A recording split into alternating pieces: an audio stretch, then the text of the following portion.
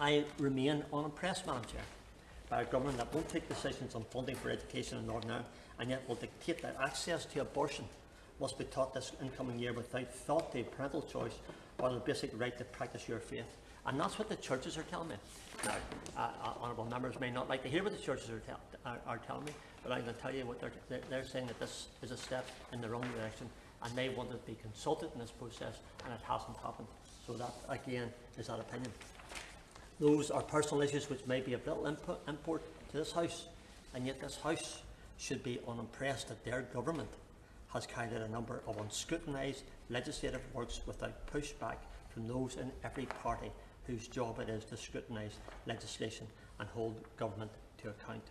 The committee, and by extension, Madam Chair, this House should be holding government accountable as to why they cannot give an answer to these questions. And I have three questions they asked them, the Secretary of State. In the terms of the SI protocols, why the 21-day convention was breached, and what is the precedent set here which will allow government to override procedure at whim, because that's what it does, and we have to express real concern. And secondly, why this instrument does not place a duty on the Department of Education to have regulations in place to facilitate parents withdrawing their children from sexuality education by the implementation date of the policy, and what steps the Northern Ireland Office is taking to ensure the Department of Education does have, in fact, such regulations in place. My constituents want the right to not be involved and to withdraw their children, and I'm not convinced by what the Secretary of State says so far that will be. And thirdly, why this House is passing legislation without the basic steps in place, again ignoring the viewpoint of elected representatives and the people of Northern Ireland from all political parties. The age-old argument of slippery slope cannot be overstated in this case. The government is using this as a stick, again to say, to beat the DUP into submission. The problem is it's not the DUP taking this beating. It is the people of the province that we represent, and all those political parties, and the churches, and the parents, and the teachers, and the future of our nation that has been beaten into submission by a government who refuses to acknowledge the legitimate concerns of legislation affecting children receiving adequate passage through the legislative journey. Informing the people, if you had the assembly up and running, then this wouldn't need to come through this method, when the fact is that there's not a need, even in the current circumstances, for the disregard of protocol and procedure is inaccurate, and again needs to be and should be challenged. The procedures followed for this piece of legislation are unacceptable. The job of this committee in the House is to call for explanation, and that's what this DL committee should be doing, and to hold them to account. And I'm asking members present, regardless of opinion on the issue itself, to join me in doing so, and we will divide the House and divide this committee on this whenever it comes to the bit, and we feel it's important. This is not a proper mechanism for bringing forward such monumental change, and the Secretary of State cannot get away with pushing the boundaries in Northern Ireland as a precursor.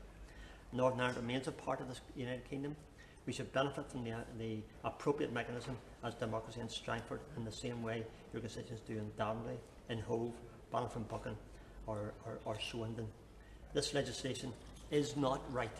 It is opposed by schools and parents and churches of all denominations alike, and they have a right to express that, just not for the Minister or government, it would seem. Madam Chair, on behalf of my constituents in Strangford, on behalf of the teachers who have contacted me, on behalf of the parents who have written to me in droves with emails, letters, contacts and phone calls, and on behalf of the good people who have expressed real concern, I wish to register my opposition to what's coming forward today. I express real concern that, again, Madam Chair, with respect, government and the Secretary of State are pushing a policy that they know is abhorrent and to many people in Northern Ireland and who oppose it. And what a disappointment it is to us again to be proven that the Secretary of State doesn't really care about the people of Northern Ireland. The Secretary of State for Northern Ireland, and what does he do? He works against the people of Northern Ireland, and that's a fact. Thank you. Thank you, Madam Chair. Can I first of all say the Secretary of State hit the nail on the head at the beginning of his speech. This is a sensitive issue, and yet he has trampled all over it like some kind of rogue, rampaging political elephant who doesn't care two hoots about the sensitivities. And I'll justify the statement I've made in a moment or two. And the second thing is this. There's no point in him harping back and saying, well, if you wanted to do this and you want it done in Northern Ireland and you want the Northern Ireland input, then get the Assembly up and running. And I know that that's a view which many people take. The Assembly is not up and running because this government has decided to dispense with the central pillar of the Good Friday Agreement, namely the need for consent of both communities, and the Secretary of State in arrogantly dismissing the concerns of the unionist community. In fact, maybe I should thank him, because I know that from the last local government elections, he probably added about 5% onto our vote because he angered people so much in the way he's dismissed the concerns which people have. And again, we're seeing this tonight. And let's just look at, this is a sensitive issue. And yet, let's look, it's brought in with speed. It's brought in without consultation.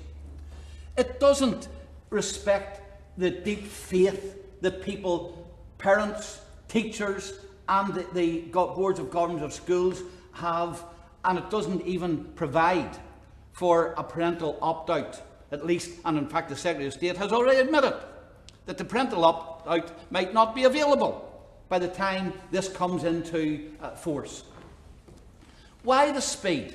In fact, we have even circumvented, on a sensitive issue like this, we have even circumvented the normal process in this House. Normally, you'll have a regulation laid, then there'll be 21 days, and then it becomes into effect. It came into effect the day it was laid, with the paltry excuse that, oh, we have a timetable we've got to adhere to, because we've got to work towards this 1st of January 2024 deadline. This was not a 2024 deadline, January deadline that was imposed by anybody. This was a decision by the Secretary of State. In fact, it's really odd. If it's to ensure that this comes into effect in schools, does he really think that a new curriculum and everything else is going to come in the middle of a school year? So the idea that that this had to be done by the 1st of January, and this is a justification for circumventing the parliamentary procedure, is just not sustainable. And indeed, the other House has already questioned the Secretary of State on the government on this. Why is there such a need for the deadline? And if the deadline of the 1st of January leads to the process of this House being circumvented, and also safeguards for parents not being in place, then there's every reason why that deadline should have been ignored. And of course, the second result of that is not only that we've circumvented the procedures of this House, we have also not had any consultation for the regulations. Some members have asked, what's the difference between what will happen in Northern Ireland and what happens in England? Well, the first difference is that when these guidelines were brought into England, there was full consultation. They were made on the basis of consulting all of the interested parties. That's not going to be the case in Northern Ireland. And indeed, we do not know yet what the guidance which is going to be given to schools is going to be. Nor do we know what the opt-outs for parents are likely to be. So we don't even know whether we're going to have a similar regime in Northern Ireland than what we have here in the rest of the United Kingdom. And indeed, since the curriculum and the guidance here is up for review, we could find it's reviewed here, and whatever comes in Northern Ireland is out of sync with what happens in England. So we have not been treated the same as England. Secondly, of course, when the abortion legislation went through here, the Society for the Protection of the Unborn Child took a JR review.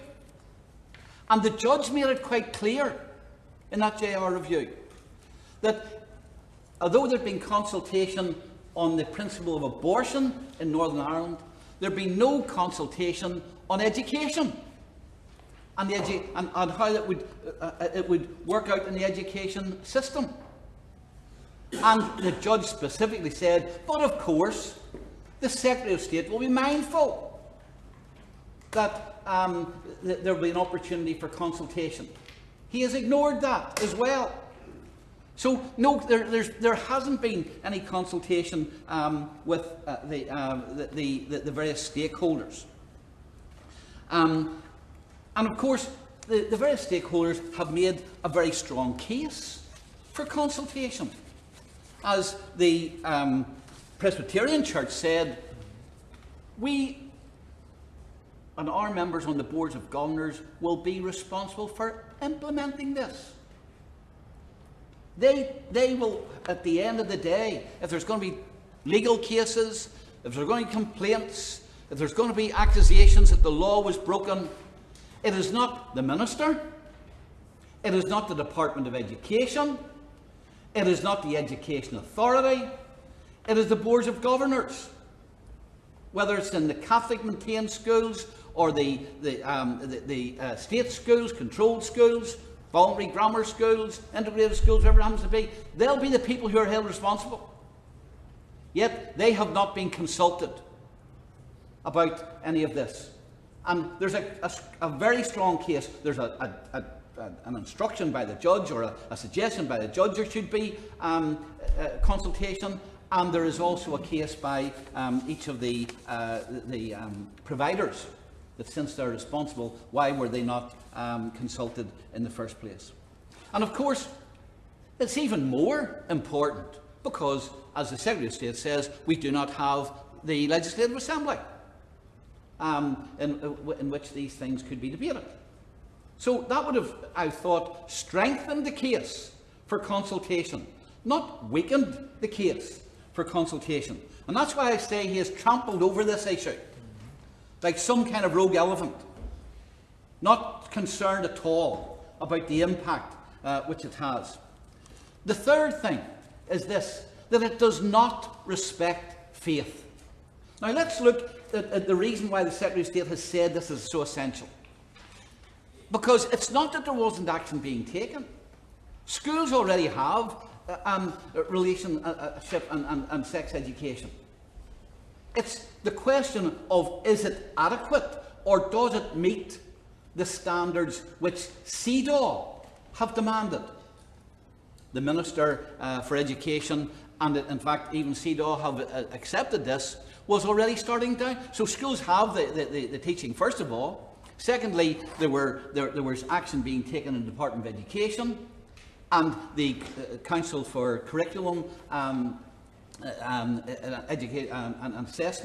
Education Assessment was already preparing new materials. So work was being done. But, and here's the crucial thing, the objection was that what was happening in schools had a value base to it. Schools and the teachers in schools and the various parents were demanding that this should not be a valueless exercise. And quite frankly, the reason why it's sensitive is because values